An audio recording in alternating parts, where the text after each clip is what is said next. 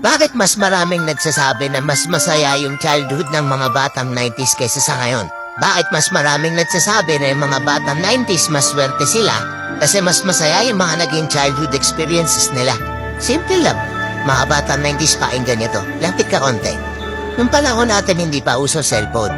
Hindi pa uso yung puro Mobile Legend. Naglalaro ka sa cellphone, manonood ka sa cellphone. Lahat ng laro natin nung bata tayo puro physical.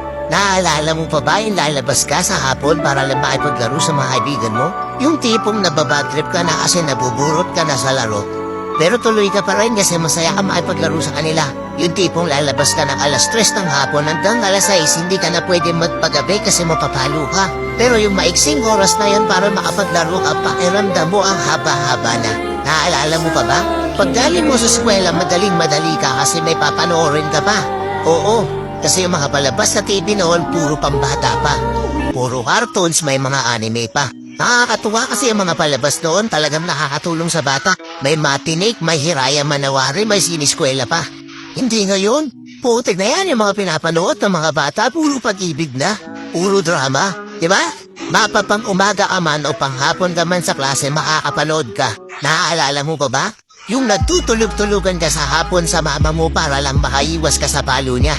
O teka, naririnig mo ba yun? Oo, paulan na. Gigising ka ng madaling araw, nag-aabang ka ng balita. Then umuulan na, sana walang pasok. Yung tipong kahit hindi pa nag-a-announce sa balita, pag lumakas yung ulan ng ganyan, anak, huwag ka nang pumasok. Manood ka na lang sa TV ha. Maikipagtampisaw ka sa ulan kasama ibang mga bata. Nakakamiss yung mga panahong wala ka pang pinoproblema. Nakakamiss yung mga panahong wala ka pang responsibilidad at obligasyon. Nakakamiss yung mga panahon nung ikaw ay bata pa.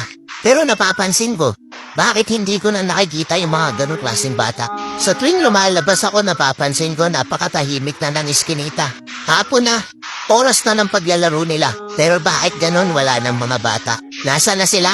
Napokus na sa kaka-cellphone, hindi na lumalabas ng bahay, mas minaigin alam nilang mag-cellphone at manood ng mga bagay na wala namang kakwenta-kwenta.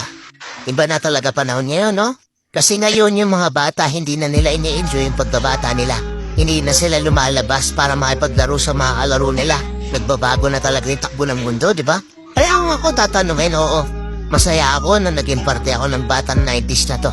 Kahit isa rin ako dun sa mga batang napapalo dahil sa sobrang kakulitan ko, hindi ko pinagsisihan yung mga memories ng mga panahong masaya pa akong nakikipaglaro sa mga kaibigan ko. At alam kong ganun din kayo. Mga batang 90s dyan, uy. Alam kong naandyan pa sa puso nyo yung inner child nyo. Tatanungin ko kayo, mas masaya nga ba talaga yung mga panahong hindi pa sikat yung teknolohiya sa mundo? Let's go.